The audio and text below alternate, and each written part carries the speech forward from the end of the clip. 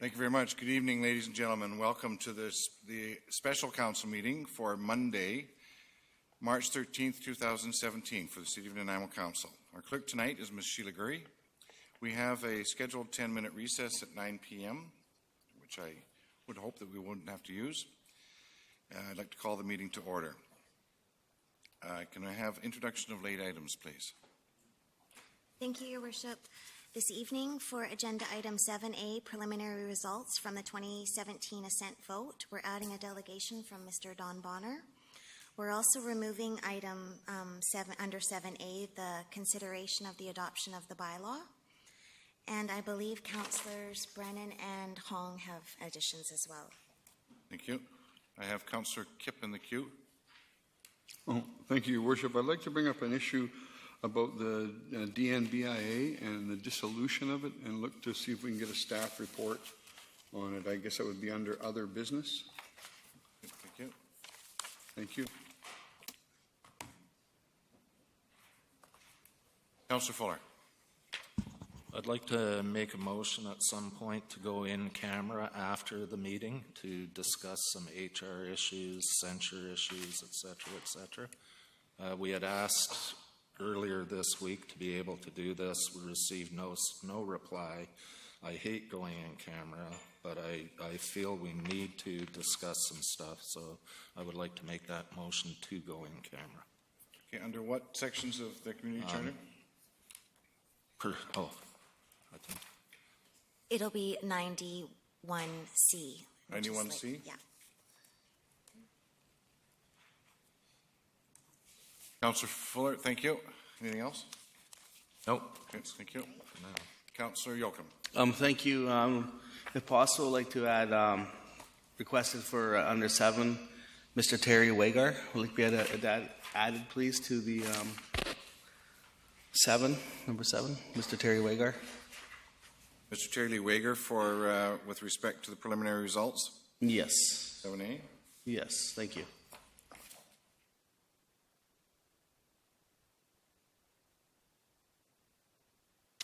Thank you. Councillor Hong. Thank you. Earlier today, we had an email from Ms. Wanda Thompson requesting to add her email to correspondence. So if we can add that to correspondence. And then I got received another one from Mr. Bill Manners, who says he's not available to be here, but wanted me to read his email out and as well as add that to a correspondence. So if I can do that under correspondence, that'd be great. Thank you. Thank you. So correspondence from Ms. Wanda Thompson and Mr. Bill Manners? Yes. Okay.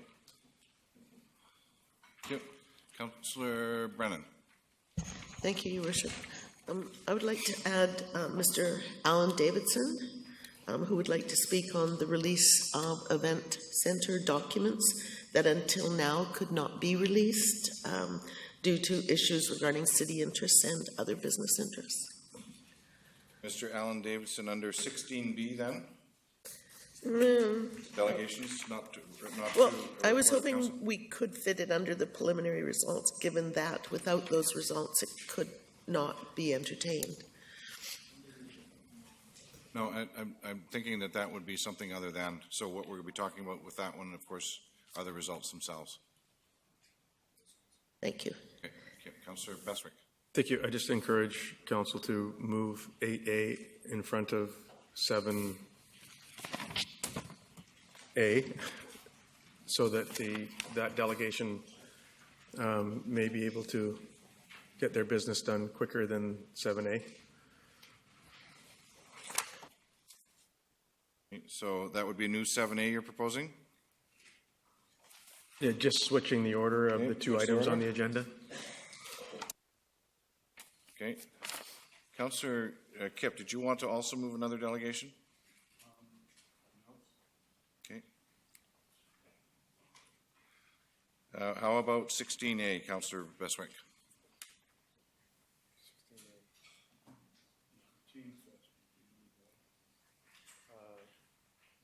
Well, I think if we're going to, clearly we've added several delegations that are going to take some time.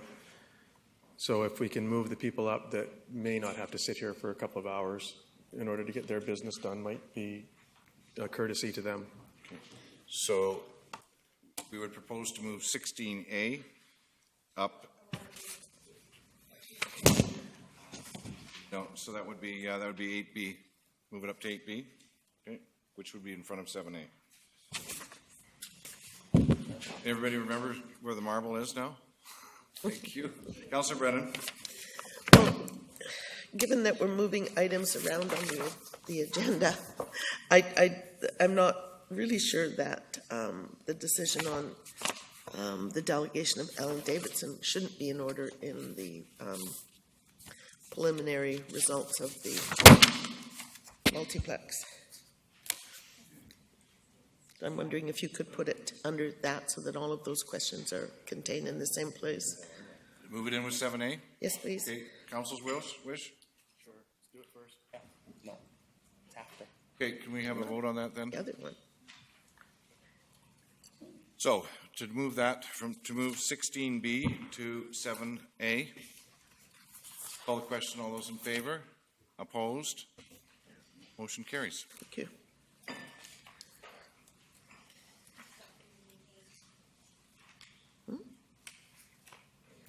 It would be under administration preliminary results.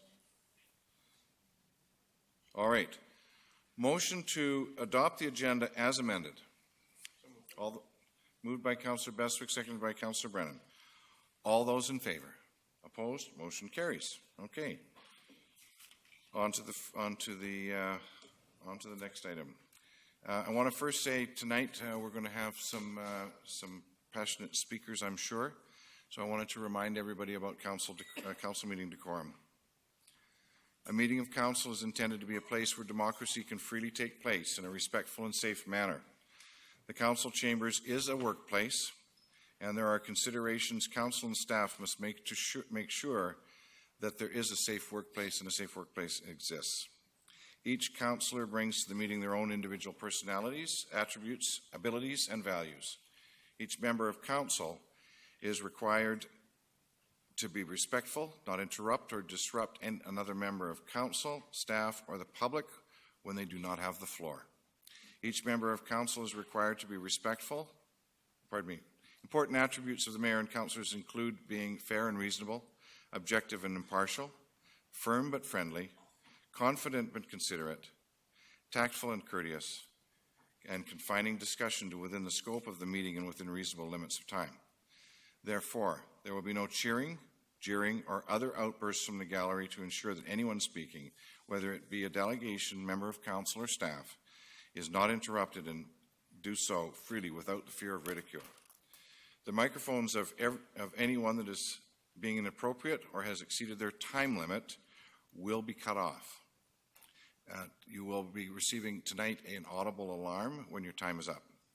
If there are outbursts by any person in the gallery, they may be asked to stop, and if they do not comply, they will be asked to leave. A recess is another tool that we may use in order to reset the environment of the council chambers. It's our belief that if everyone is respectful of these basic considerations, this meeting and future meetings will be more effective in the furthering of business of the City of Nanaimo. Ms. Samra. Clarification from Sheila.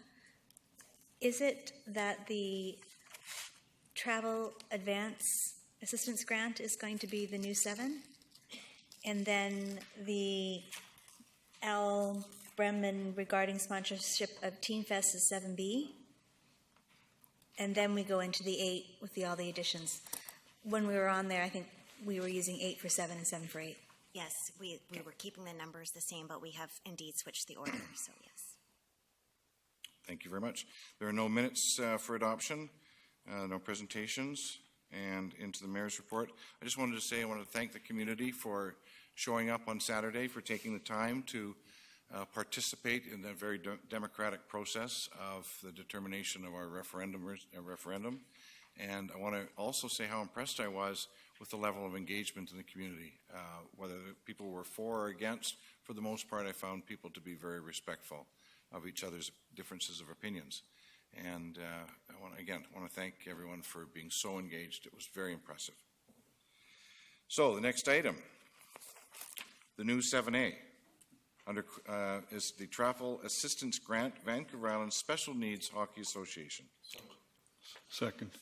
So the recommendation that council is moving is that council approve the request for the travel assistance grant from the Vancouver Island Special Needs Hockey Association in the amount of $1,600 for 16 athletes to attend the UCT Winter Hockey Festival, which was held in Valencia, California, USA, during the period 2017, January 13 through 2017, January 15. Motion has been moved and seconded. Councillor Kemp. Thank you. This team is phenomenal, Your Worship. They've traveled a couple of times to this tournament, and it's an amazing what they accomplish for Nanaimo and the time that they have. And they play teams all across North America. And Andy Reynolds and his group that run this are phenomenal. It's a great team, great group, and I'm glad to support this endeavor. Thank you. Thank you very much. Seeing no further speakers, I'm going to call the question. All those in favor? Opposed? Motion carries. The next item is from Ms. Ali Berman on behalf of Teen Fest. Teen Fest is a free community event looking for sponsorship from the City of Nanaimo to continuing providing access to resources, business, careers, and activities for the youth. Good evening, ma'am. Good evening. You have 10 minutes. I'll take 5. His Worship Mayor Bill McKay and Council, I want to thank you so much tonight for the opportunity to stand before you to talk about Teen Fest, a great event that's coming up in its 4th year here in Nanaimo. Benjamin Disraeli said that youth is a blunder, and the dictionary tells us that blunder means to stumble along blindly. Whether we think of our own experiences or youth we know, the young people today are overwhelmed by what they see on the internet, some of which may actually be believable. But more often than not, they have no idea what is available to them in their own community, or more importantly, how to access it. Teen Fest is a place where teens can connect directly to the businesses and services here in Nanaimo. Teen Fest is an investment in our youth. It is an outstanding one-day event aimed at preteens, teens, and their families, where community, sporting, artistic, career, and not-for-profit organizations are all under one roof to invite and to encourage, to empower, and to inspire our young people.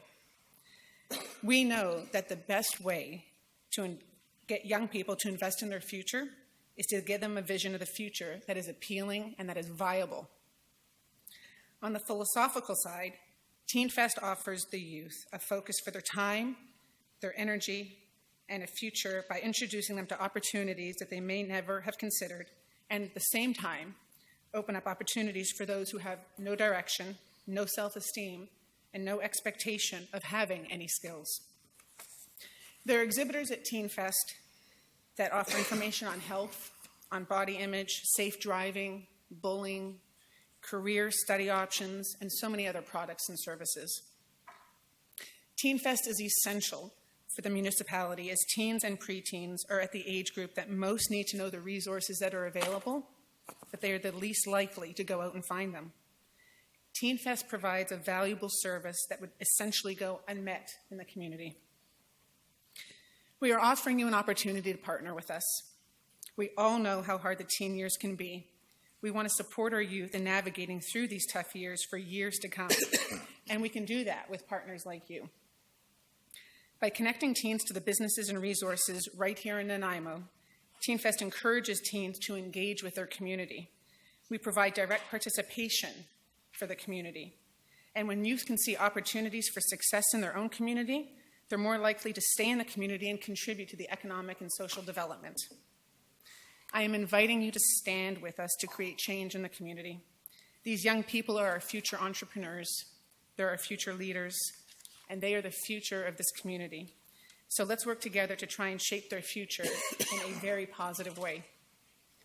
Teen Fest is an opportunity for the City of Nanaimo to demonstrate that Nanaimo is a great place for the youth to work, to get an education, and be a part of this amazing community and raise their families. Whether you're raising awareness about the importance of voting, encouraging youth to become entrepreneurs, or you just want to raise awareness of the services and supports available to the youth, Teen Fest is a place to interact with these teens. I'm looking for a partnership. I'm looking to have the City of Nanaimo be the presenting sponsor of Teen Fest on September 16th at Beban Community Center, and I'm asking you for funding in the amount of $7,000. Let's work together to build a strong framework for the youth of Nanaimo. Thank you so much for your time and consideration. Thank you. Are there any questions? Councillor Bestwick. Thank you very much. You indicated it's your fourth year? Sorry? Sorry? You indicated this is your fourth year? Yes. Yes. And do the teens come from all over Vancouver Island, or are they more localized? They're more localized. More localized? They come from Duncan, Chemainus, Nanaimo. We promote this. We work with the school boards, and so we give every youth a ticket. It's a free event for the public, just so you know whether you're a youth or whether you're an adult. But we give everyone a ticket to win a grand prize, and so all the students end up getting one. We work with Derek Beeston over at the school district, and they've been extremely supportive. Great. And just last thing, did you say it was September? September 16th. September the 16th? Thank you. Thank you. Councillor Hong. Great. Thank you. Thanks, Sally, for your presentation. I know that Youth Council is very active with Teen Fest, and they participate in every year. So was it this year and last year that you were at Bevan? Because I remember it was at Maffeo Sutton Park the previous year. So is this going to be your first year indoors, or? This will be the second year indoors. We were at Maffeo for the first 2 years. And unfortunately, I don't want to be dependent on the weather. So obviously the costs increase when you're indoors as opposed to outdoors. And that's one of the reasons I'm appealing to council for help this year. Great. Thank you. Thank you. Councillor Brennan. Thank you. I'm not sure if the delegation knows or if one of our staff would be able to answer this, but you have received funding from the city in those past 4 years? I have not. Okay. Then perhaps the staff or even a councillor could tell me what budget this would come out of. If council decided they would do it, what budget does it come out of? Should this be referred to Parks and Rec? Should it be referred to grants? I don't know. Your Worship, I would recommend that staff report back. We're going to take a look at some of our different programs and see how best to take a look at this. Thank you. I guess I don't need to know specifically where it would go, but just that staff would give us a report on it. Thank you. Right. Any other questions for the delegation? Thank you very much. See no further questions for you. Thank you very Motion to much. receive by Councillor Brennan, seconded by Councillor Thorpe. Any further discussion? Seeing none, call the question. All those in favor? I'm sorry, Councillor Bestwick. Did I say what I thought I said? All right. All those in favor? Pardon me. Opposed? Motion carries. Councillor Brennan. I would make a motion that this issue be referred to staff for a report back. Thank you. Moved by Councillor Brennan, seconded by Councillor Kep. Any discussion? Councillor Bestwick. Thank you. Just so that the planner can get on with her life, if we can ask staff a timeliness of this matter. I know it's only March, but I'm sure that knowing what your finances look like moving forward would be helpful and beneficial to your planning. So if we could just, I don't know how to ask for it to be back within 30 days or something, or 30 days or less. Can we bring something back to her in 30 days or less? Thank you. Thank you.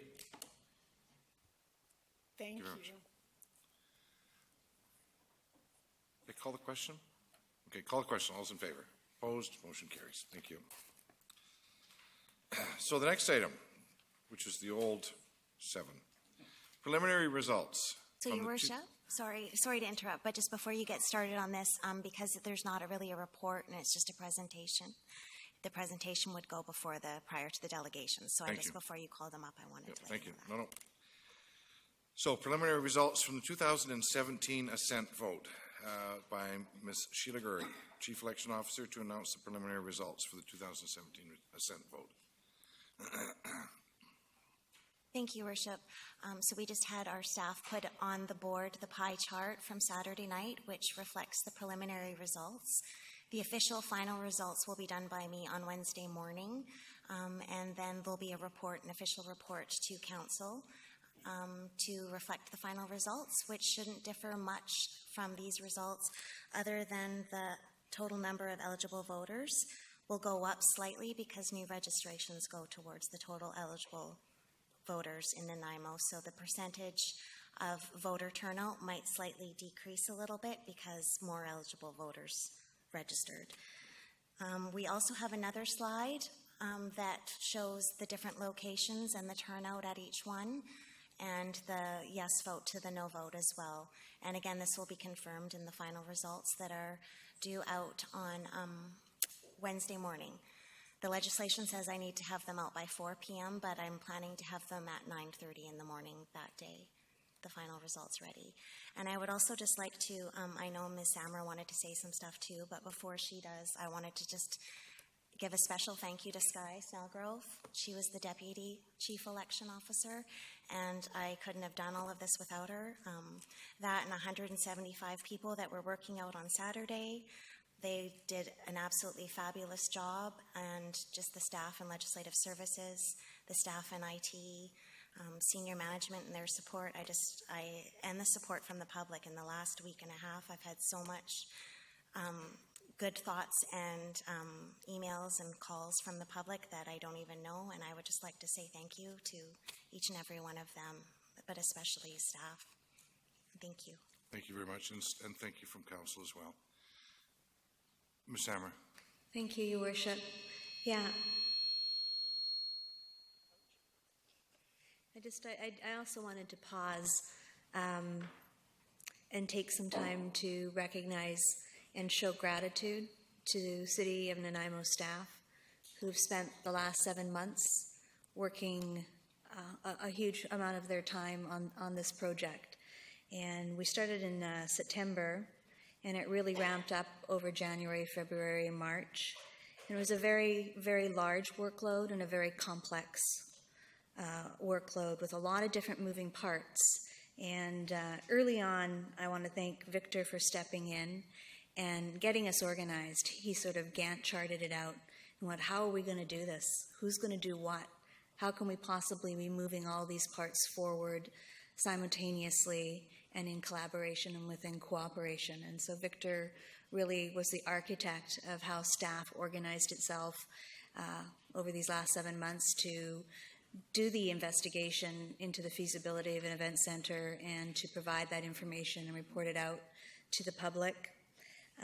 It was wonderful to see everybody throughout our organization in each of our different facilities and departments stepping up and coming out to volunteer, to do overtime, to do extra projects, and to come up with ideas. So for me, it was quite inspirational to see that level of dedication and professionalism from the staff throughout our organization. I wanted to start naming some of the names of the people that were doing different tasks just so that they're recognized. I apologize if I don't pronounce the last names properly, but from Sheila Gurry's shop with Sky Snellgrove, I don't think I've ever seen a department more organized and well planned. It was like a military exercise, and you were ready to go with everything on hand. So it was great to see that, and you took it through, and you were tremendously successful. And I think the fact that you're getting feedback from the community, thanking you for letting them know where to go and how to vote, and providing support to them, because that's what we're here for. We're here to work with the community. So there's Mary Brown, Jessica Vanderhoff, Megan Wagner, Shauna Murray, Mio Pedrushine, and those are the people from Legislative Services, so big thanks to them. And then we have people from around our organization that were at a lot of the information events or who went to the consultation sessions with stakeholders or worked closely with consultants over that period. Brad McCrae, Paul Rosen, Gordon Foy, Kim Fowler, Victor Memba, Deborah Duncan, Wendy Fula, Adam Koronika, Dale Lindsay, Bill Corson, Lania Rolette, Kelty Chamberlain, Chris Schulberg, Philip Cooper, Tracy Lowen, Tammy Tour, Natalie Spalnaligal, Chelsea Barr, and Richard Harding. So I just wanted to acknowledge how many people stepped forward, and they all had support in order for them to be out where they needed to be. And I just personally want to do a great thank you and gratitude to the City of Nanaimo staff. Thank you. Thank you very much. We have 3 delegations. The first one was Mr. Don Bonner. I would ask the delegations to ensure that they stay on topic We're talking about the report here tonight, and that they are respectful to council and staff in their discussions.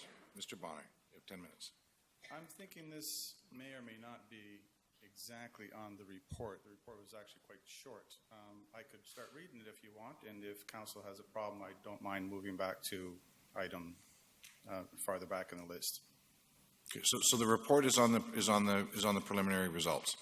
Is that what your topic is about? My topic is going to be about the preliminary results and how we feel council should be looking at them, Looking at the preliminary results. how they should be acting from now on once the preliminary results are in. You might find that it actually covers a bunch of things, including where we're going in the future. So I'm wondering if you might consider that it would be better off in a different part. I myself would consider that to be a delegation for something other than on what's on the agenda. What we're talking about here tonight is the preliminary results. And so I would probably suggest that maybe this might be at a better part in the meeting, because it's going to be talking about what we expect council to be doing in the future. It's also going to be talking about lessons learned from the referendum, things along those lines. Well, I would recommend that you bring that to our next committee of the whole meeting. Well, this is sort of like a committee of the whole meeting. It's actually a special council meeting now. Yeah, okay, Yeah. all right. So I don't want to get shouted down like it was last time. So it's not going to take that long. I can just read it out. May I make a recommendation and support your recommendation, Your Worship? How about making it 16? There's delegations there. And that should permit the latitude necessary to present the information. As the precision is, are you talking about the statistical results of the vote? Thank you. No, I would agree. Council, by consent, move it to 16? Yes. Okay. We're going to move you to 16. We're not going to be that far away. Mm-hmm. Okay, Thank you. The next delegation is Mr. Terry Lee Wager.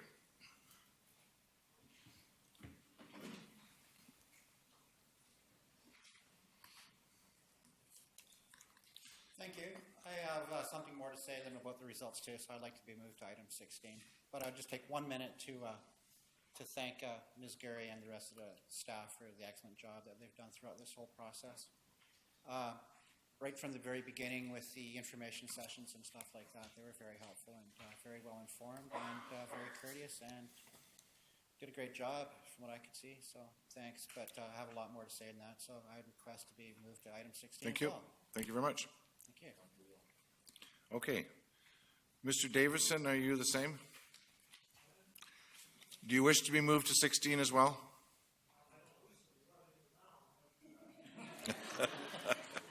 If you wish to speak about the preliminary results that we're seeing, that would be great. Please come down. Okay, then I would suggest we'll put you in 16. With the heavy agenda we have tonight, we'll see in about 5 minutes, if or less. All right. So the next item is correspondence. The first one is Ms. Wanda Thompson. No. Oh, we could move yes, we'll need to move the presentation by Ms. Curry. Thank you, Councillor Kipp. Seconded by Councillor Beswick. Discussion? I see none. Call the question. All those in favor? Opposed? Motion carries. Okay. Correspondence. Do we have, I'm not familiar with the correspondence that we're referring to here. Ms. Curry? Thank you, Your Worship. So Ms. Wanda Thompson had emailed all of council today and asked for it to be included in the agenda. So Councillor Hong has added it to the agenda, so it will be added as a supplemental item tomorrow on the website. Okay. And Mr. Bill Manners had the same request, but he actually asked Councillor Hong to read his out. So we're going to do that. He's going to do that for Mr. Manners, and that will be as well on the website tomorrow for supplemental items. So we'll wait for Ms. Thompson's to be on the website. Councillor Hong. Thank you, Your Worship. I just got a letter here from Mr. Bill Manners, and I'll read it out. A public thank you. Coming off a 117-day campaign against the event center in Nanaimo, I have to say it was very draining. During that time, I had many questions for staff within City Hall. Every single time, the questions were answered to the best of their ability. Never once did anyone turn me down, although I was transferred twice. At each one of the open houses, although the No Vote 2017 Society was not given a table, I believe that all staff treated the members of our organization fairly. The hours put forth from all the city officers, including the CAO, COO, CSO, CFO, and the communications officer, was unbelievable. They were all out there doing a great job. The attendance by council members did not go unnoticed, especially Bill Beswick's commitment, which was outstanding. The members of the No Vote 2017 Society did a fantastic job. At times, it was difficult, but that comes with the territory. The folks behind the scenes who wished to remain anonymous also did an amazing job. The volunteers were great. Thank you for a well-fought campaign by all participants. I look forward to my continual working with City Council, City Management, and City staff, along with all the other residents of the Nanaimo. Bill Manners, Chair of the No Vote 2017 Society. Thank you very much. Can we have a motion to receive the correspondence? Moved by Councillor Bestwick, seconded by Councillor Fuller. All those in favor? Opposed? Motion carries. All right, next item is number 14, other business. DNBIA. Councillor Kip. Thank you. It's come to my attention recently, and I think council was aware that the DNBA is talking about dissolution, and they're having such a meeting.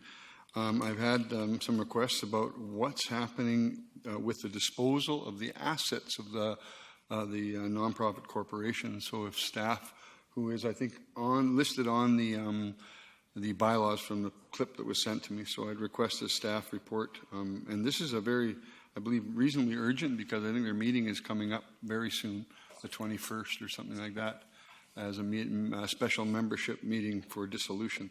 So I'd like to see if staff could, we do have a staff representative on that committee, and I'd like to get something as quick as possible, even a note through electric format to council to, to find out what's happening with disposal of assets. Thank you. Sarah.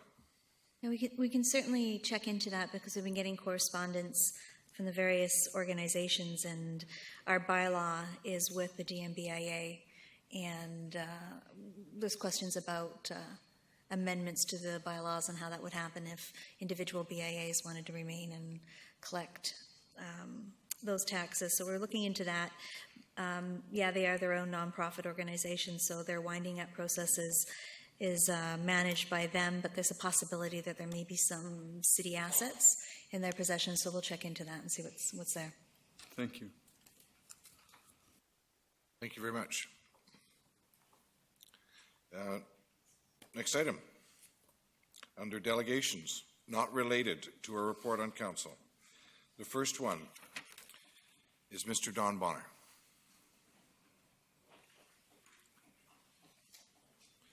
Councillor Fuller, take the seat. Oh, it's you now? Can't you know? Perfect. Perfect. I'll be right back. There you go. Did you want me to wait? No. No, okay. Thank you, Council. This is my presentation regarding the referendum we just had. On Saturday, March 11th, the public spoke and did so with gusto. 80.3% of voters said no to Council's plans to build a hockey arena in our downtown waterfront. Over 19,000 people said no. That is 2 to 3 times the amount of votes each and every one of you got during the last election. This should be sobering thought. This level of rejection represents more than just event center borrowing. It clearly represents serious and widespread concerns about Council and its whole approach to governance. Council knew when they started this process that a 100% publicly funded hockey arena would not fly with the majority, but chose to push forward anyway. We now are looking to Council to see how you will respond. The public clearly expects a different approach, which includes real openness, transparency, and participatory decision-making. This means instead of you telling us what you have decided to do, You ask us what we would like done as a community, and then you go about getting it done. Council has essentially put everything else aside for months while they pursued this personal dream of a few, a dream never communicated in their election campaign plans. The citizens of Nanaimo have just taught you a lesson, a very expensive lesson, but one nonetheless. We now expect Council to embrace this lesson and to respect the public's wishes. We look forward to hearing from Council how they are going to respect these public wishes. Council needs to spend the rest of their term working on the recommendations of the core review, at the very least, and catch up on all the work that has been put aside during this ill-thought-out referendum on borrowing $80 million to build a hockey arena. Council also needs to learn from this lesson and come clean to the voters in Nanaimo and provide all reports, memos, MOUs, contracts, communications, and spending done on this short-lived project. We are looking for an accounting of all money spent to date on this project. I'm a little concerned when I see comments like, "Such is life, we now move on." This council just spent almost $1 million of our taxpayers' money on this project. You can move on when we have had an accounting of how and why this money was wasted. The best thing that has come from this vote in the referendum is that the citizens in Nanaimo are united in their opposition to this plan. They are united in their opposition to the complete lack of transparency shown to us, the lack of accountability, and the lack of true public consultation. Council needs to be prepared to realize that for the next 18 months, we will continually demand that City Council honor public concerns about our city, its culture, and its infrastructure. Thank you. Thank you very much. Questions for the delegation? Councillor Fuller, questions? Sort of. Questions? Such is life. We now move on with the core review, with the rest of the strategic plan, with the rest of what not only the 36% who voted, but the 64% who didn't vote want us to do. We move on. We always move on. Thank you. Very, very good. I'm not sure that's a question, but I will take it on. Thank you very much. Thank you very much. Thank you, sir. Motion to receive the delegation. Moved by Councillor Brennan, seconded by Councillor Thorpe. All those in favor? Opposed? Motion carries. The next one is Mr. Terry Lee Wager.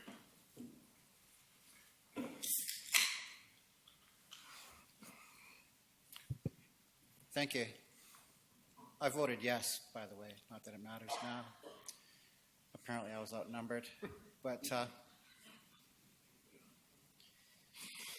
I think that the reason the no side won was just because of the rushed process. 7 months isn't very long to explain something like this to the public. 7 months is not long enough to discuss this with the public. I think that was the main mistake that you guys made. 7 months is long enough to raise a bunch of questions, but not necessarily to answer them all. And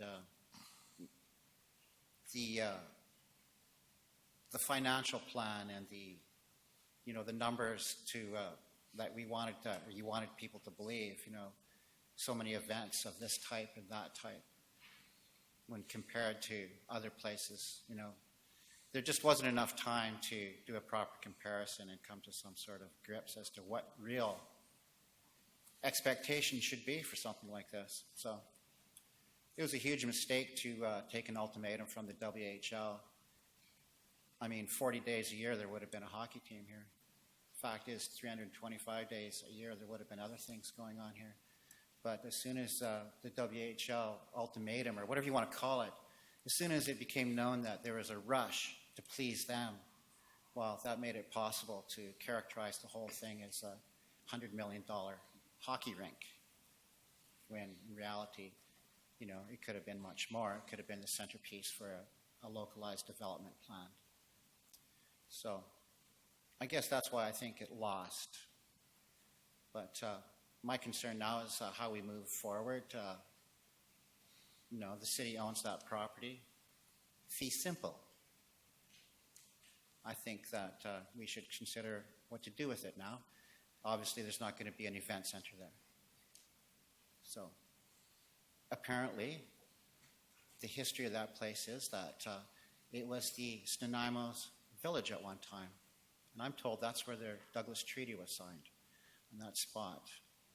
So it occurs to me that the honorable thing for us to do as a city would be, since we've historically treated Nanaimo like, well, treated them poorly in terms of their land. We've taken their land from them.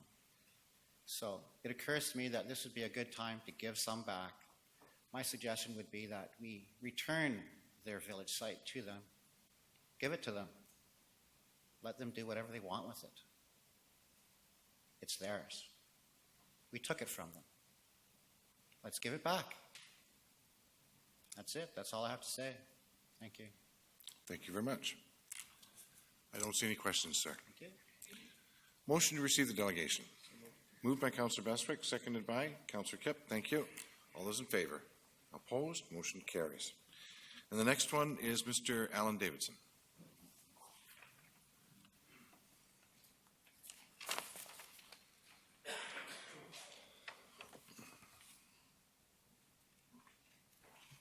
Good evening. Good evening, sir. Just before I start, I just want to mention I was a scrutineer at one of the polling stations, and I just want to commend Ms. Gurry and the staff. It really was a very professionally run operation that I saw. It was very, very smooth, and the few questions that did come up, they were all handled very, very well. So it was a very good job. My presentation tonight, it's going to be a repeat of some of the stuff that I've said earlier on, and it basically, I've been at previous council meetings asking that various reports on the event center be released to the public. Some of the information that I've asked for has been released, and I thank you very much for doing that. Some of it has been kept confidential. And the reason given for not releasing certain information has been that to do so would have compromised ongoing negotiations. Now that the public-funded event center has been rejected by the residents, presumably all the negotiations are going to come to a stop. So there really is no reason to keep the remaining information secret anymore. I'm asking that the following information be made available as soon as possible.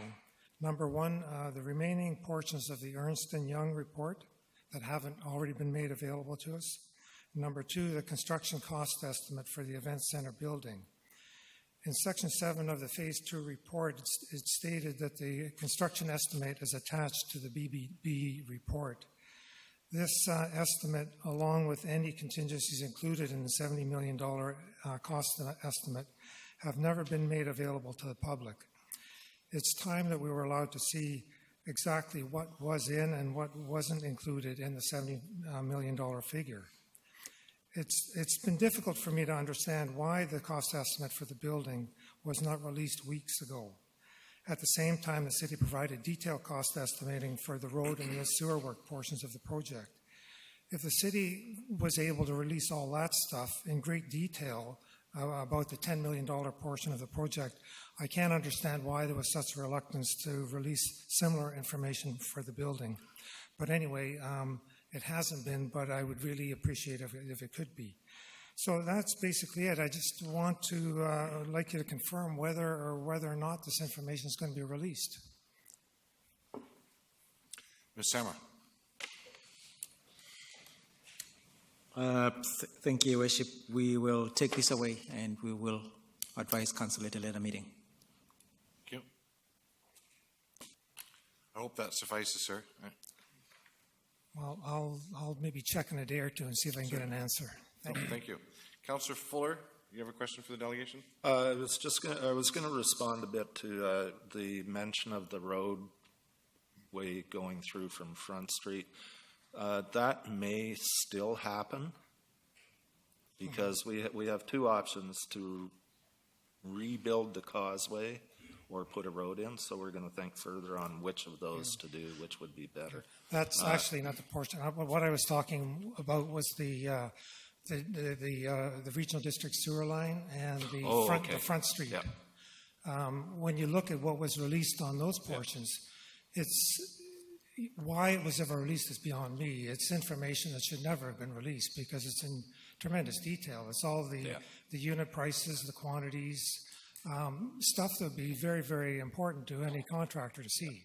Good But point. it's all on the website. Yeah, good point. Thank you very much. Can we have a motion to receive the delegation, please? Moved by Councillor Brennan, seconded by Councillor Thorpe. All those in favor? Opposed? Motion carries. Councillor Yocum? Thank you, Your Worship. If possible, just a couple comments. Would that be all right? Certainly. Sure. I just wanted to make a few brief comments about some of the comments, not in particular any individual comments this evening, but just overall the theme and even the theme of the last couple years. What I hope from the city, in each corner of the city, ourselves, all the wonderful citizens of the city, as we come together as one. It's time for us to reconcile differences. It's time for us to come together as one and discuss what's best uses for those lands. Those lands can't stay as is.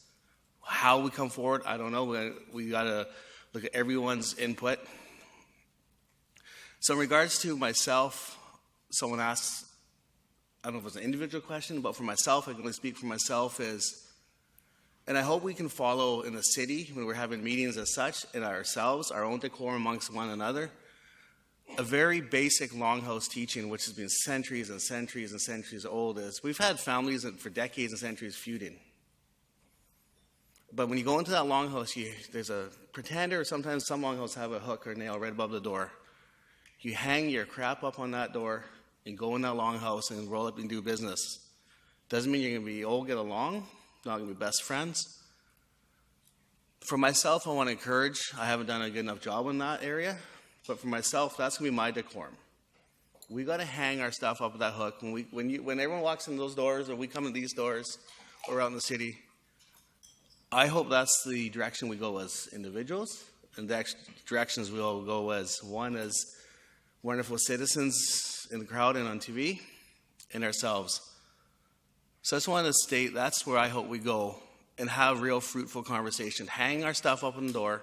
Won't all agree on the table, but that's the decorum I hope we bring from at least the remaining just under 2 years that I have at this seat.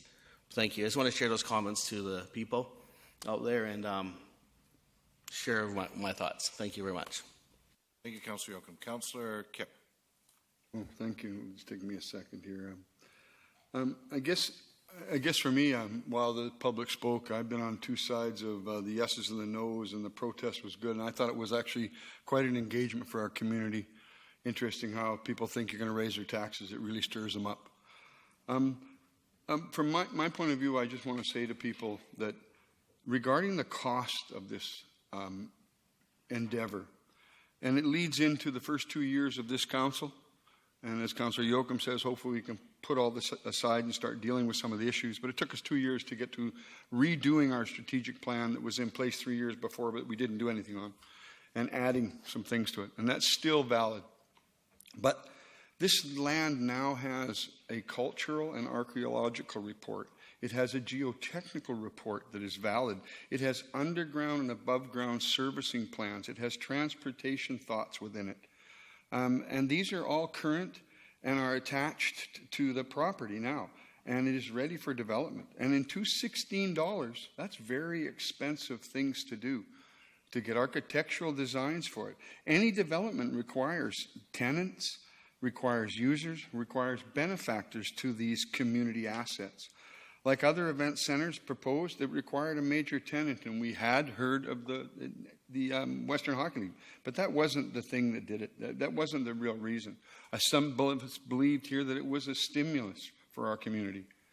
So again, to review this with lawyers and accountants, to go over architectural standard drawings, to try and get as much information in front of the community, and then add the cost of governance, the cost of the election itself or the referendum, to allow the public the right to review as much information as we could, and all the referendum materials and rooms and machines. I think it was a good job. Yeah, I was in favor of it. I like arenas, event centers. I like to go to concerts and things. But the public spoke on it. We still have a trailway to build across our waterfront. We still have initiatives in housing and that. Part of my view, and I hate to say it, is I have a 1957 aerial shot of that area, and it's still the same. It's the tracks and the dirt behind Scotchman's Bluff. And I guess from my point of view, that was part of what I wanted to see.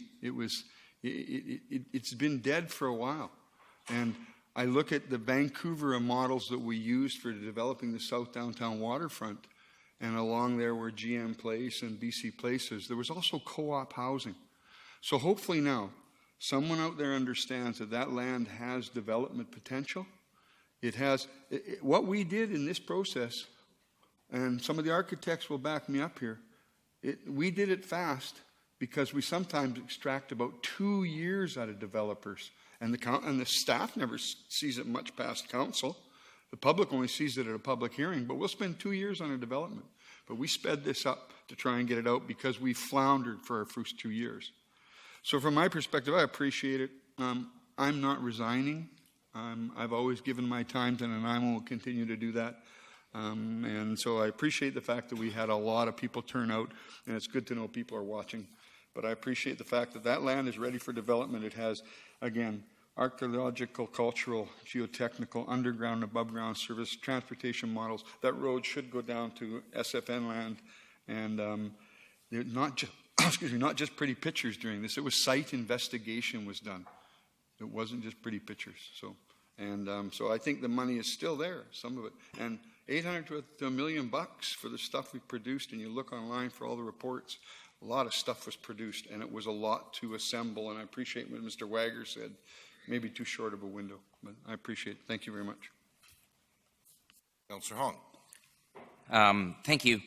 I actually just wanted to apologize to the public for the conducts that me as a council member, and I won't apologize for any other council members, but if they feel the wish that they could. It was a very passionate topic. You were for it, you're against it. I think the public knows where we sit. The debates on social media and such got heated a lot of times. So I wanted to publicly apologize to the public that some of them might have felt that I was insulting them or any otherwise. That wasn't the case. It was trying to get the information out to the public the quickest way we could. Like I said, this was a rushed experience. We didn't have the time to get everything out, and I think we would have had thousands and thousands of pages from the yes side and from the no side on what it was. But, I think the fastest way it dragged out was from social media. And to thank the no side and the yes side, I guess specifically Tally Campbell and to Mr. Bill Manners on a campaign from both sides. They did an amazing job in getting the information out to people. Whether we agree with it or not, sometimes there's different opinions, but the views of the public are the views of the public, and they have the right to their views. And such as the councillors individually have the right to their views. But as a whole, as a council, we've accepted what the public has said. And I think this is where we've always said that we would do a referendum to get it out to the public, and we would accept what they've come up with. And I think the public has spoken. And then we do, not saying that we're moving on, that this is a dead subject. It is. We're going to move on. We have other things that we're going to do. With or regardless whether this was a pass or a fail, we still have things that we need to do. This wasn't going to be the one thing that we're just going to drop everything and not move forward. So I wanted to publicly apologize to the public with the comments, if I've said that affected them and the people of Nanaimo. Actually, on two specific occasions, one person I really want to apologize to is Andrew Roberts. And I think my comments were in a passion against what he said, and I'm sorry that I said that to him. I guess I can say it to Wes Smith and Keena Coldwell and everybody else that's in that industry, that I inadvertently said that I shouldn't have said that affected them. And that wasn't the case. That wasn't on purpose to do anything. But I think as passionate people, we've all said things. And I would take that back, and I apologize. Thank you. you very much. Councillor Beswick. Thank you very much. Great words spoken by the delegations and the people at this table. Civil, which is extremely important, I think, as we transition out of this strategic plan initiative that came to us last June and has ultimately taken upon this life of its own. And I think to Councillor Yoakum's point about the Longhouse, I would refer that to my dressing room. So you hang a lot of stuff up in your dressing room when you go in there, and you try to roll up your sleeves and get to work and get things done in the greater good of the majority. Speaking of the greater good of the majority, well, the majority spoke, and the majority, albeit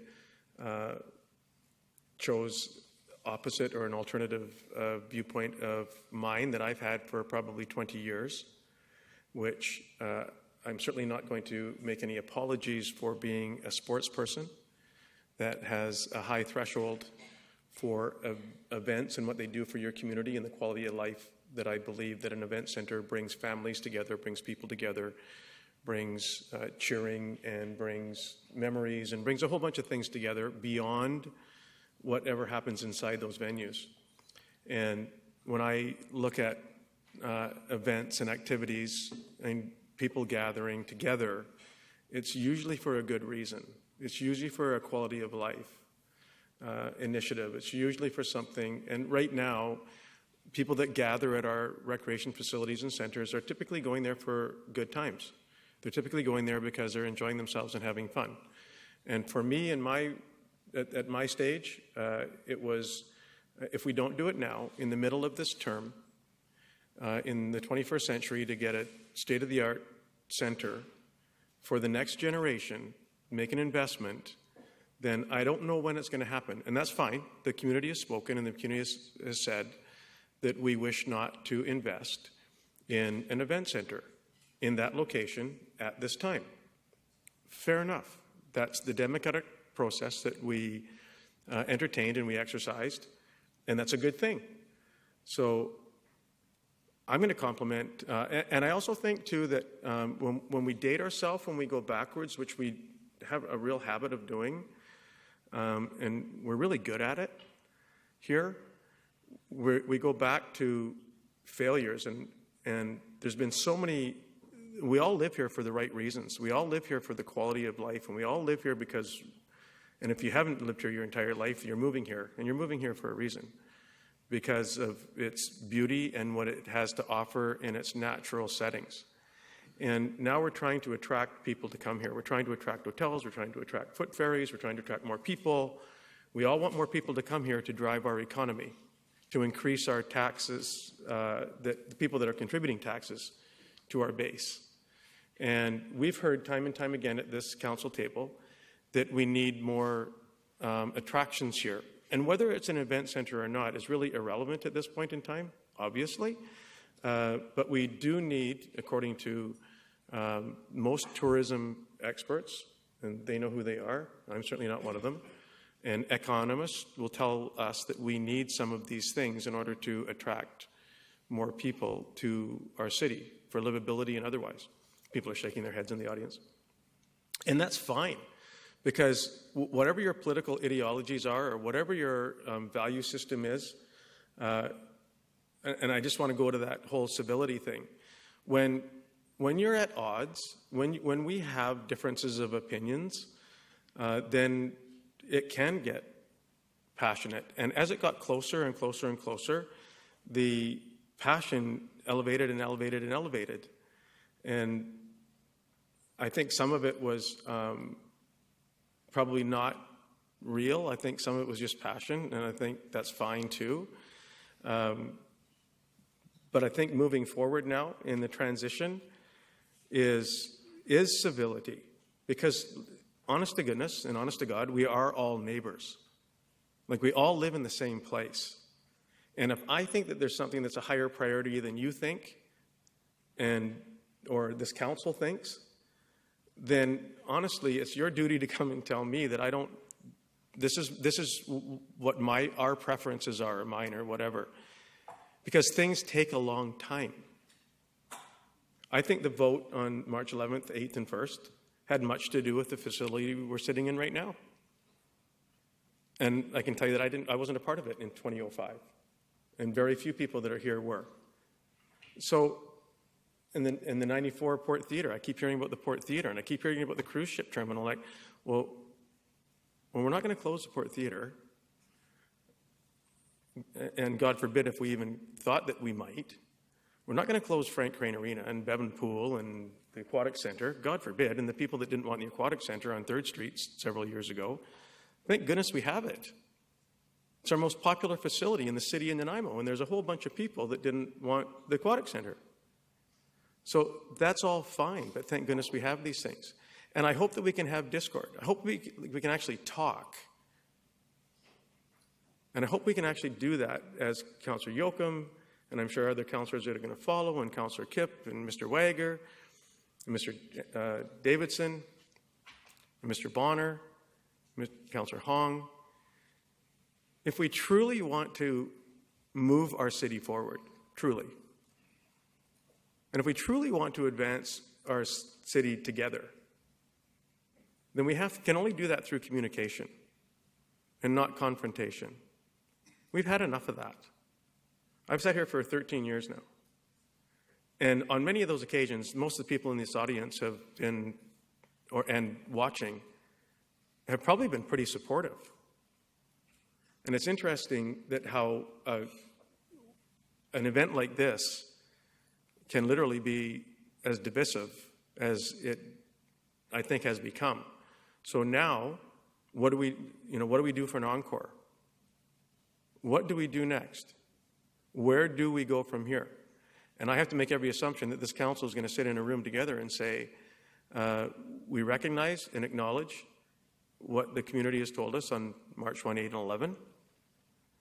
And now we have to, pull up our big boy pants and take the criticisms that are levied against us and myself personally for the direction that we chose to go and work toward something that, assumedly, the community told us that they want.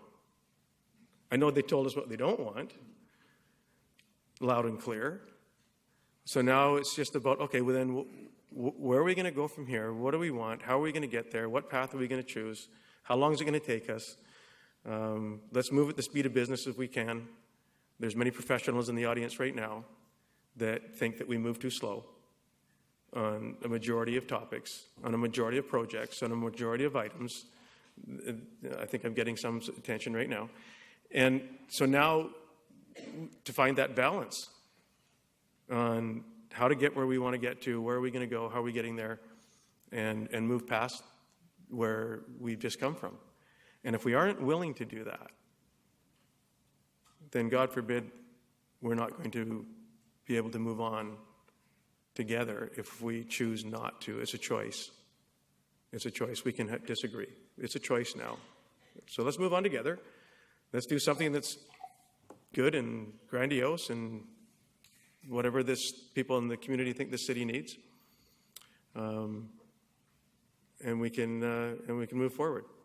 That's the way I see it, and I hope the majority of our community does as well. Councillor Fuller. Yeah, I really want to thank staff for their commitment throughout this process. I know it was tough. Staff was not biased in this at all. Council had determined the event center as one of its priorities, and we moved forward with it. And staff did what staff does. They help council move forward with what the priorities are. So they did a fantastic job. The community got involved, as communities do in referendums. We had more people come out and vote on the referendum than actually voted, and that's pretty standard. I think the same thing happened with the VICC. More people came out than actually voted during the election. It's too bad Councillor Yoakum is out of the room right now, because he said a lot of good words. And Nanaimo right now has perhaps one of the best relationships with the SFN that it's had in years. as it does, and as it will for me soon. So we have one of the best relationships we've ever had with SFN in years. We're talking to them, we're working with them on a number of projects, and we will be involving them in discussions on the South Downtown Waterfront. Because they want to be involved, we want them to be involved. We will be involving the neighborhood associations. I was the vice chair of the South End Community Association for 12 years. I was the chair of the neighborhood network. I get neighborhood associations. I've been a huge advocate for neighborhood associations. Haven't always agreed with everybody that's been involved, just like I may not agree with everybody sitting at this table. With the South Downtown Waterfront, we have to get CPR out of there to get their right of way from them. That's primary in development, further development. We're working on that. We're working on C-SPAN and having them move so that more of that property is developable. And yes, it won't have an event center on it, but I'll fight tooth and nail that it doesn't have 3 acres of pavement on it either. So, yeah, transit hub, be damned. I've had a lot of criticism over my opinion on this. People have come out and said, well, in 2008, you were writing letters to the editor opposing a multiplex. Yep, in 2008, I was writing letters to the editor opposing the multiplex. I was writing roughly 100 letters a year on community issues. I've been heavily involved in the community for almost 2 decades. I don't apologize for changing my mind. 4 years ago, I would have sat here if someone came up and said that they wanted a safe injection site in this community and said, are you nuts? We do not need that. Guess who was involved in starting the first one? And I will be proud of that till the day I die again. Because we saved 7 lives. Yes, it was a bit of an outlandish spot to do it in the parking lot of City Hall, but that's what I'm known for. I'm not known for being a politician. I don't want to be known for being a politician. I got elected because I do things differently, and I will continue to do things differently. But everyone at this table was elected. So we do work together on things. We may disagree on things. We may be dysfunctional as dysfunctional can be. But city business has been moving forward, and not at a snail's pace, I hazard to guess. We have done quite a lot in the last 2 years. Who'd have thunk we would have gotten a core review done, which we wanted done in over a decade?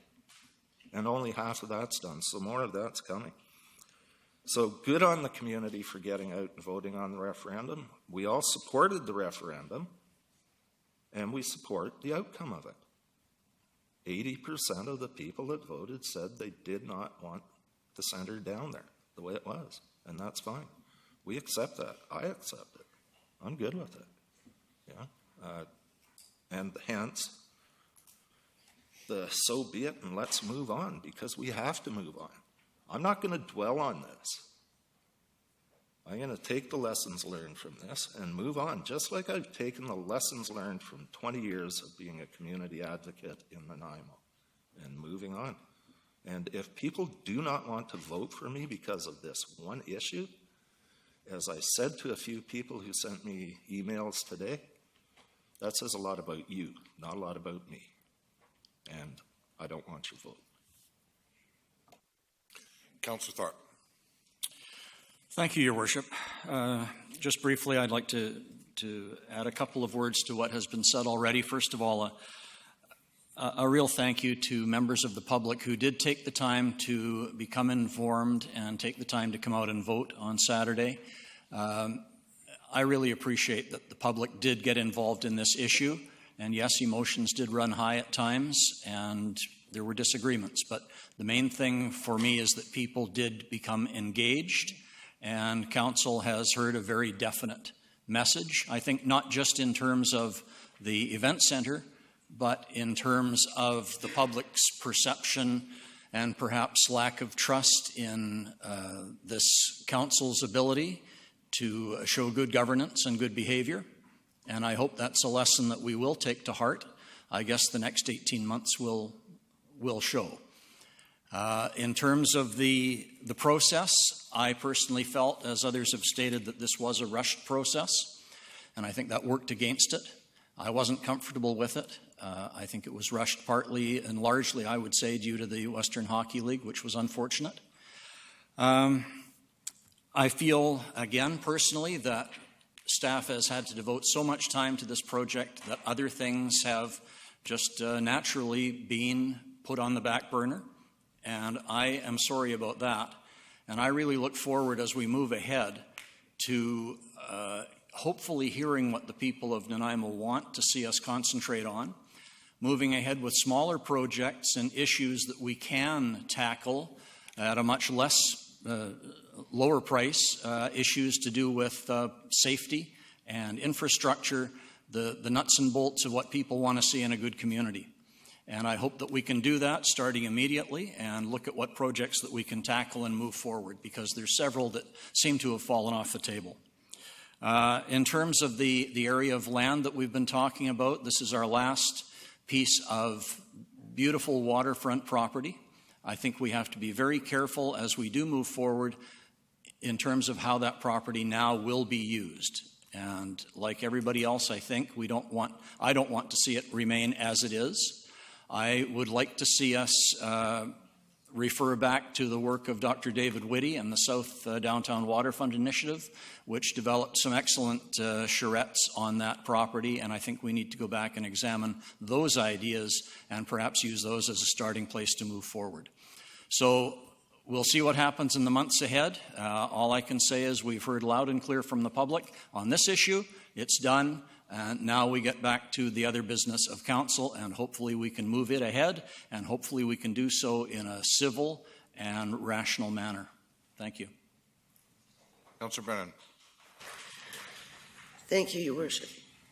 I don't have much to add to what Councillor Thorpe said, but I too would like to thank the public for the amount of engagement everyone showed. That was impressive. I think if Nanaimo got to show its colors and its strengths, I think that that happened during this process. Everyone got involved for the most part. Everyone was thoughtful and worked very hard to get as much information for themselves and for their neighbors. Personally, I really would like us to step back at this point, work on some of our governance issues. I think we've all acknowledged that there's some difficulties that we need to work on. So, for me, this is an opportunity, step back, regroup, and later, maybe after the spring, get back to the drawing board, but not to insert our ideas. I want this or I want that.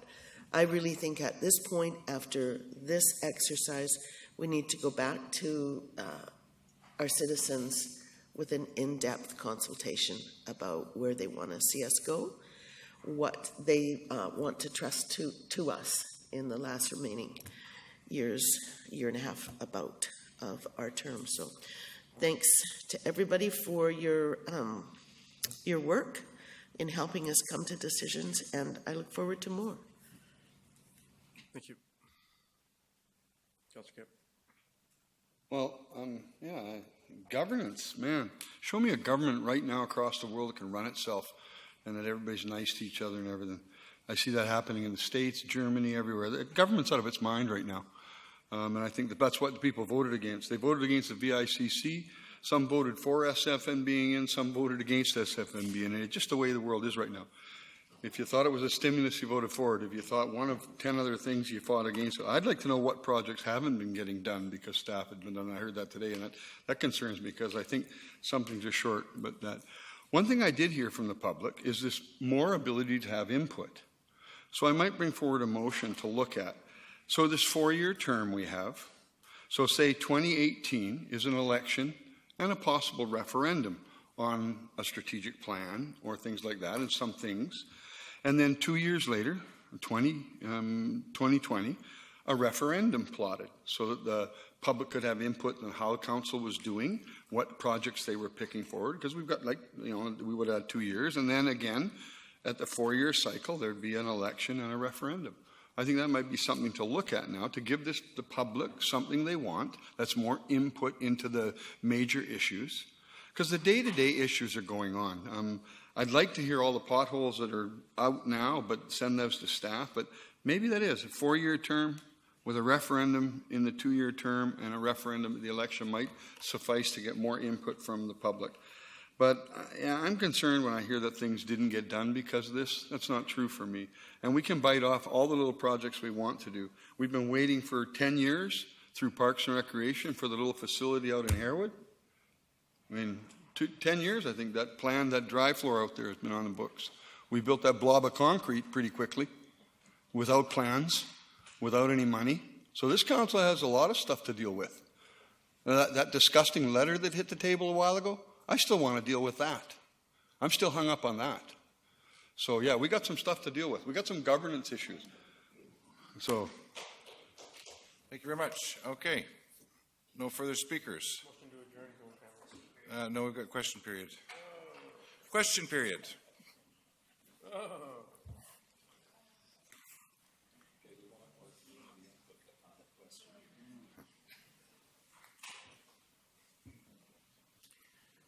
Good evening, Council. My name is Tim McGrath. Since we're talking about governance, Mr. Mayor, I'd like to know when you're going to get a public apology from Ms. Brennan over the way she has treated the public.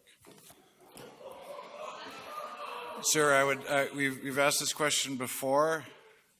Absolutely, I have. I've been here 3 times now. That's correct, sir. And I'm wondering when it's going to occur. When are you going sir, to I'm going to ask for an you apology? to sit down now. I'm going to ask you to sit down, sir. Do we get an answer, sir? Sir. Sir, I'm going to ask you to sit down now. Thank you.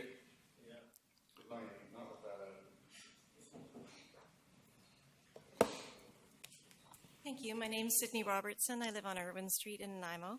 I have several questions about the referendum, and I'm not sure when or if the referendum will be on the council agenda again, so I feel the need to ask them tonight. I recognize that some of them may not be able to be answered tonight, in which case my follow-up question will be, when will we have these answers and how will they be presented? I understand what a lot of people have said tonight about how important it is to, come together, move on. We have other work to do. But this was an important process in our city. It was important to a lot of people. You've all talked about the passion that people feel about this. We can't just forget that these months happened and move on. There are some things that need to be dealt with. And I don't think that we have to belabor it or it has to be any massive commission or anything like that. But I'm looking for your question, ma'am. Thank you. I have 4 questions. 2 of them are about the past, 2 are about the future. The first, I would like to know how much money and staff time went into promoting the proposal. I'm not asking about the costs of running the referendum here, but about the materials and information sessions we've seen over the last several weeks. So I realize you may not have that answer tonight. Just hold that. Ms. Sammer. We'll take that under advisement. Thank you. Is there a way to know when we might get that information and how would it be presented at a council meeting? I would expect it will come soon. It will be divulged soon. And through a council meeting? Yes. Excellent. Thank you. Thank you. Second, I would like to hear, maybe give an opportunity for individuals here.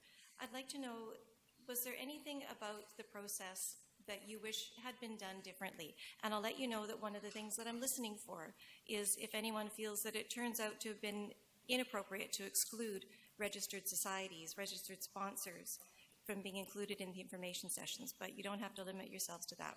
Is there anything you wish you had done differently? Anyone wishing to answer that? Councillor Fuller. Block people from my Facebook group. No, I'm just kidding.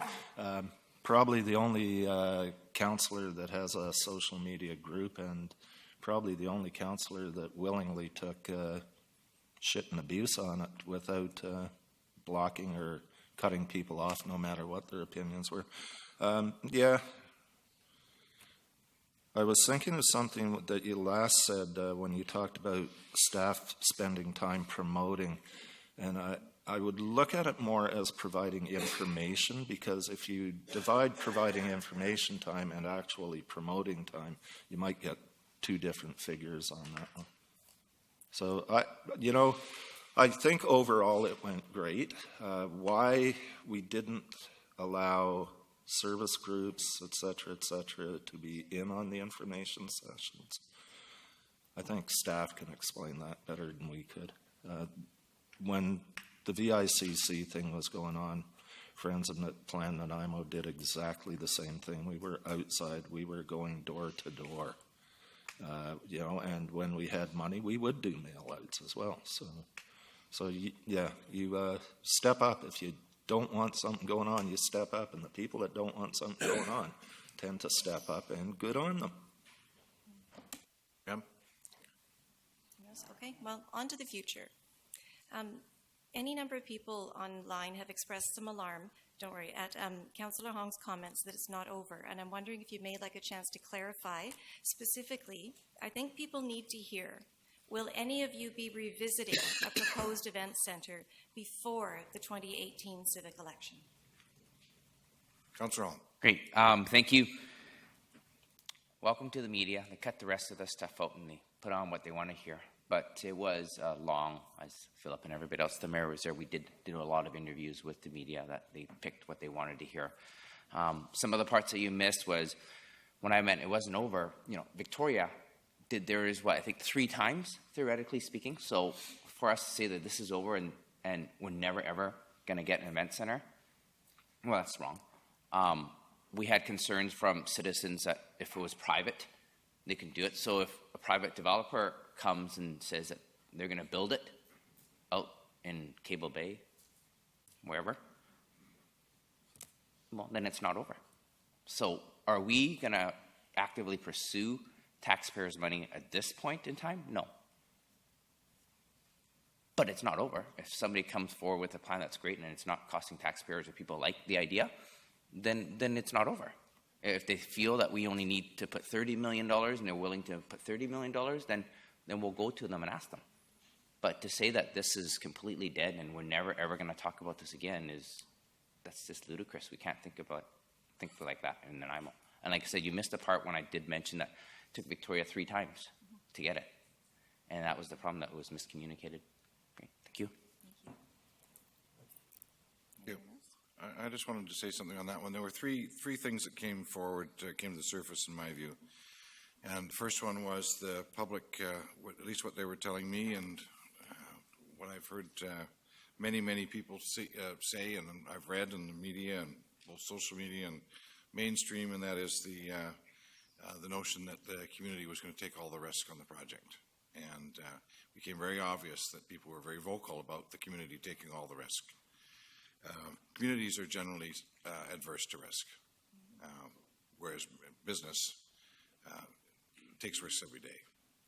The location was an issue. People had issues with the location. They made that very clear.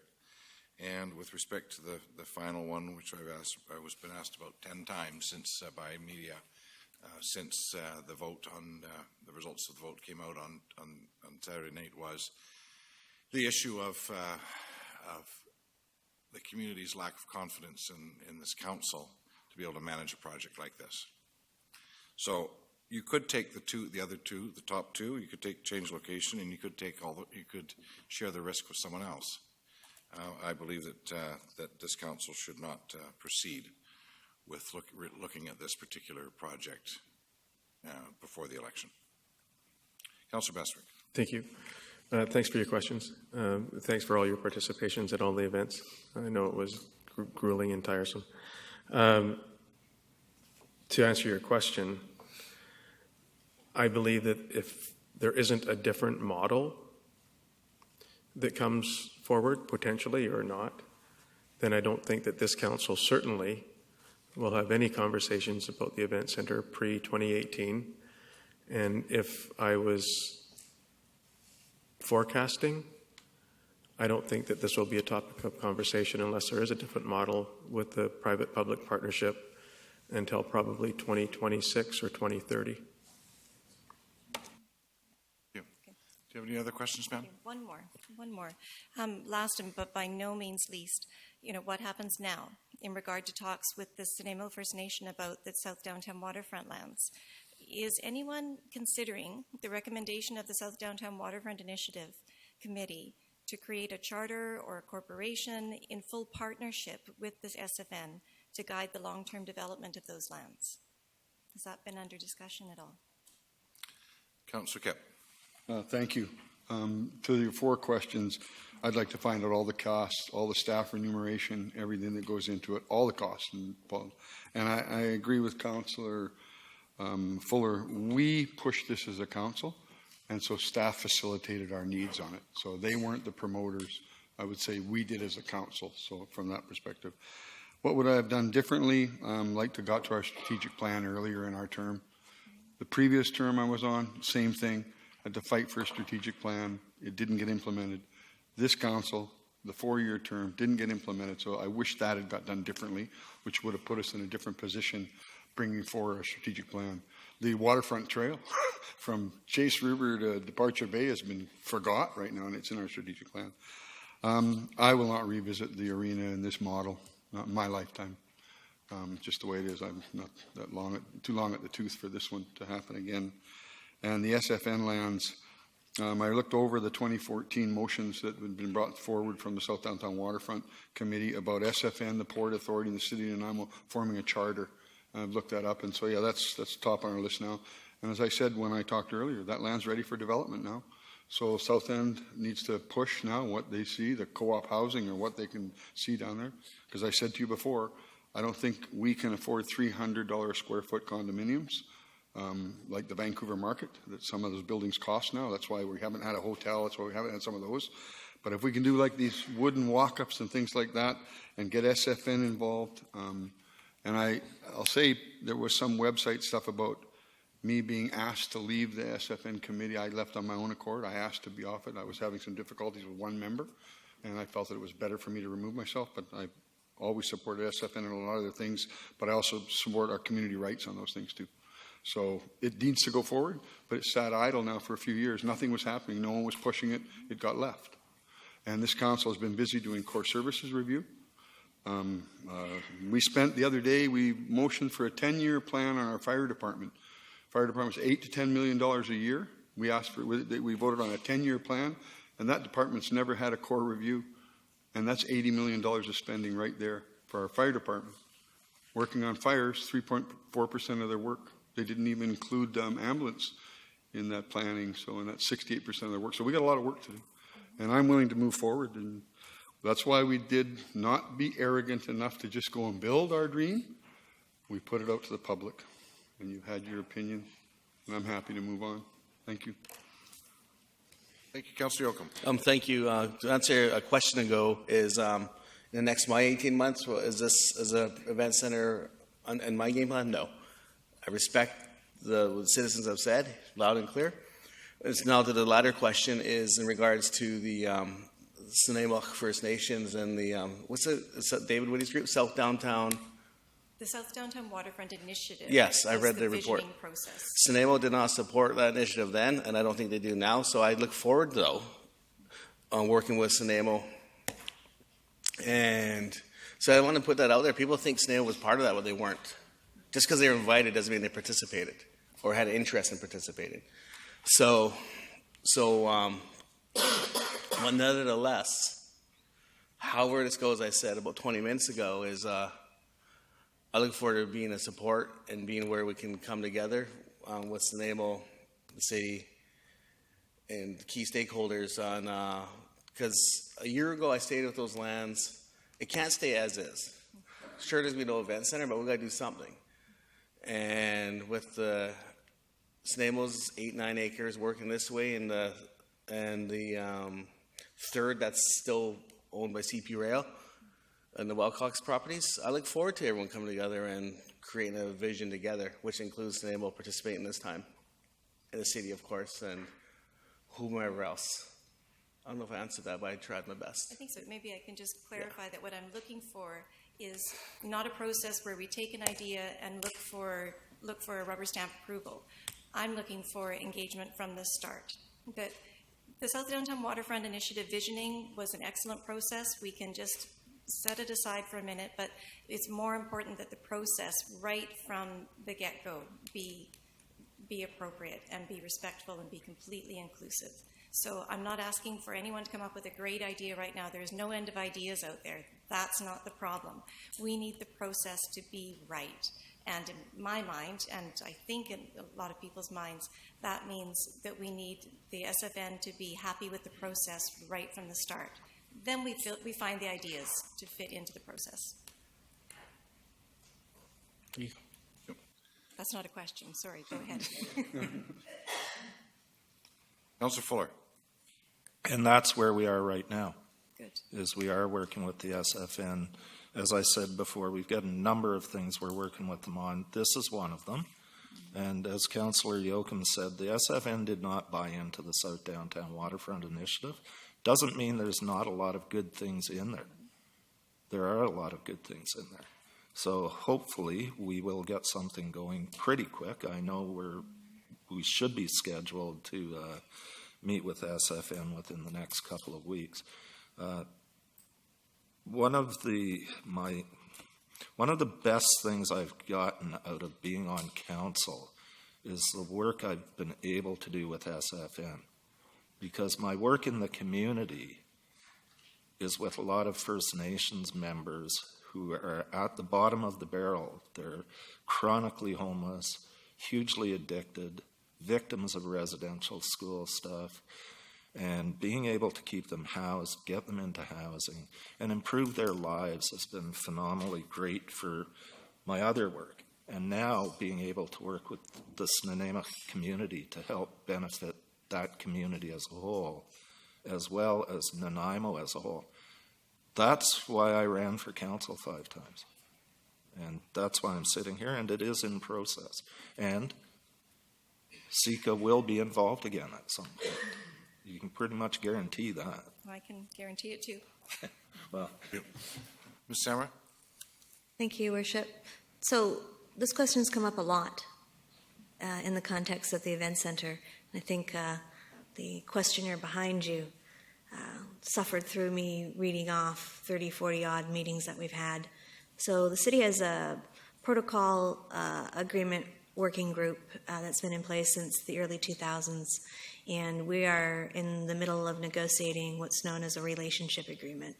And the relationship agreement sets out the engagement and framework process for the city to work with SFN on projects throughout the city of Nanaimo and throughout their traditional territories. It contemplates participation by other stakeholders such as Support Authority, Vancouver Island University, and as well as working with neighborhood association groups. So this work has been ongoing now for, I guess, 16 months, and we're nearing a version of this protocol agreement or relationship agreement that can be executed by the parties.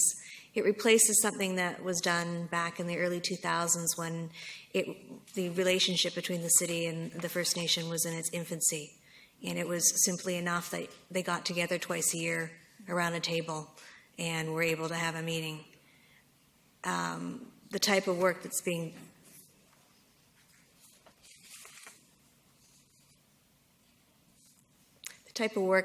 done now is far more comprehensive in terms of land use and development, and it's pretty dynamic, and we're going to see it soon with Ms. Fowler's work on Newcastle Island, with BC Parks, and Sunemu and a number of other organizations in terms of looking at the tourism. So that's been moving along. There's been a lot of work that's been going on in the background of the event center because we do have a city to run and 700 employees carrying out a lot of services and operations every day.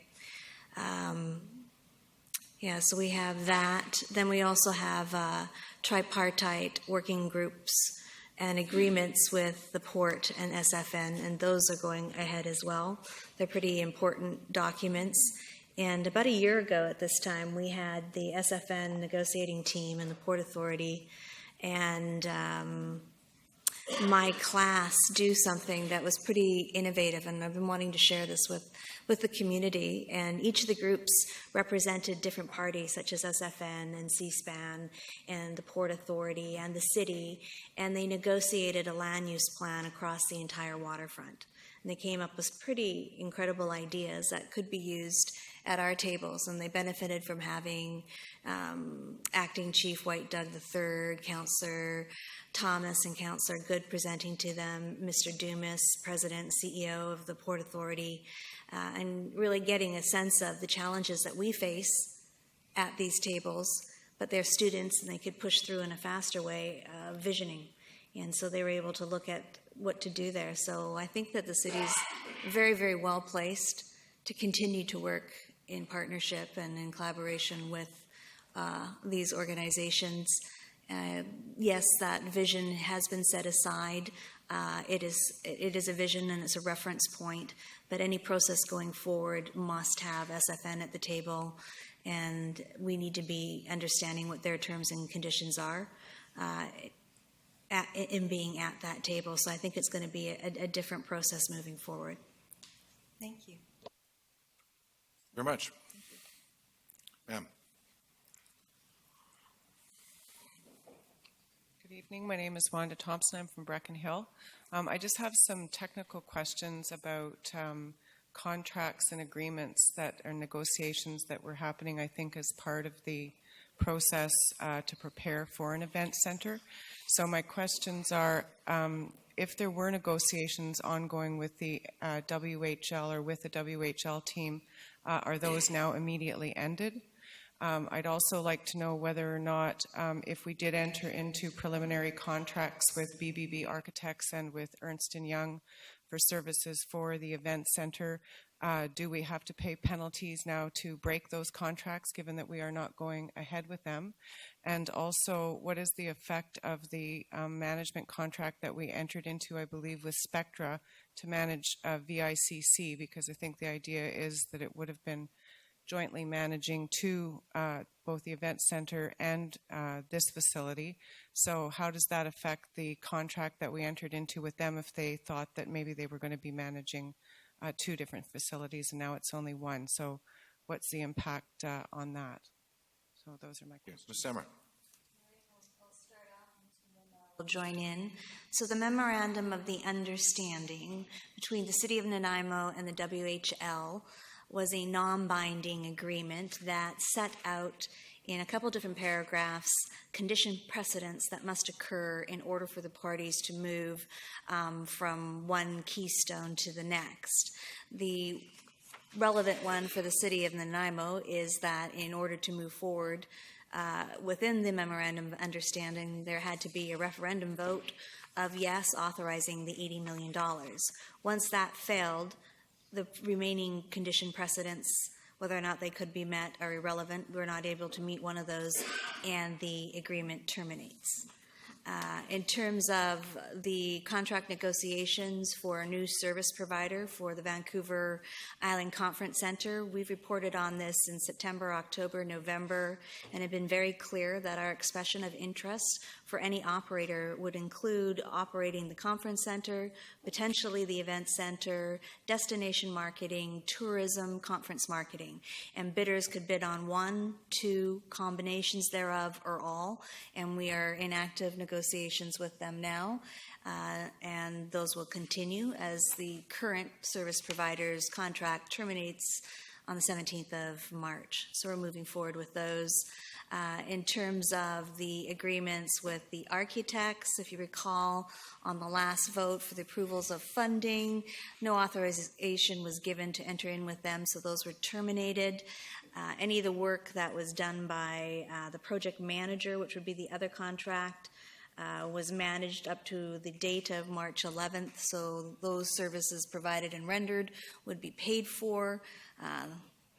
Staff obviously didn't connect and commit us to spending 5 months' worth of work with businesses and entities, so of course we have termination clauses, and we'll be paying for the services rendered, and that's why we had quite a well, Victor was all over it. He's the finance guy, and he made sure that we were able to terminate our contracts and only pay for what services we needed through each phase of this process.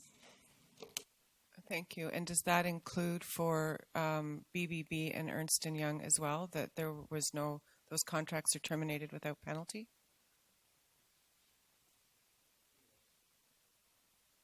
Through your worship, yes. Okay, great. Thank you.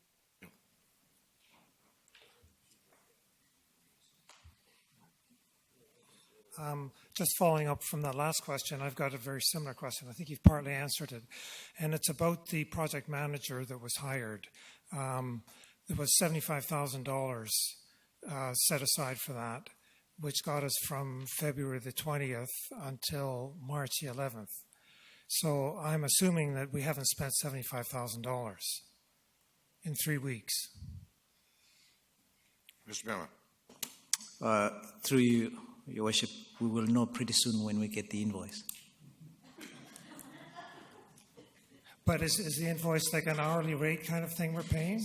I mean, why did when you approved the budget, the $291,000 budget, that was supposedly enough to get it to March the 11th? Okay, to referendum day, and it was $75,000 for the project manager. So why did you need $75,000? My initial answer, Your Worship, was a kind way of saying I don't have the final number until I get the invoice. And the work that was contemplated in the $75,000 was to get us to the referendum. And we just got there. So once I get the invoice, I'll be able to tell you how much of that $75,000 was spent. Okay, but I don't have the list here for me to say 20 hours we're going to be on this. I'm not prepared for that. So you're paying kind of based on an hourly rate kind of a thing, or how are you paying this? It is based on work done, and consulting services are on hourly basis. So you were estimating that you needed $75,000? Is that where the figure came from? I can't imagine spending $75,000 in 3 weeks. I mean, if there's something far wrong if we spent $75,000 in 3 weeks. But through Your Worship, I think we'll both find out very soon. Okay. Well, I'd be very interested in seeing what that number is. Thank you.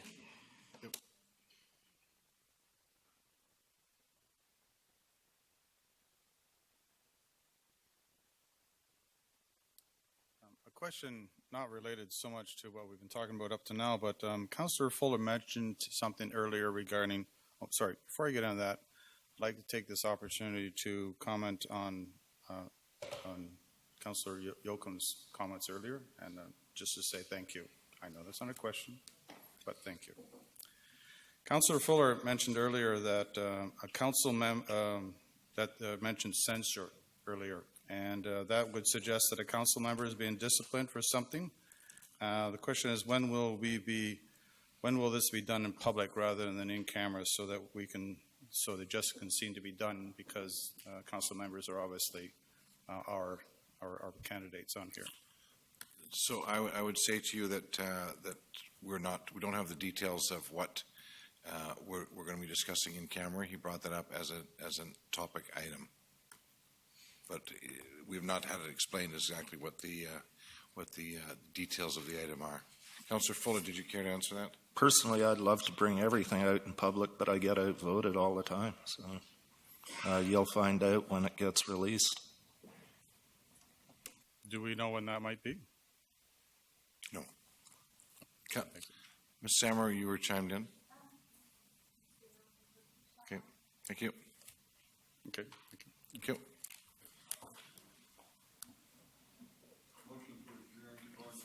Motion to go in camera, Councillor Kipp. Seconded by Councillor Bestwick. All those in favor? Opposed? Motion carries.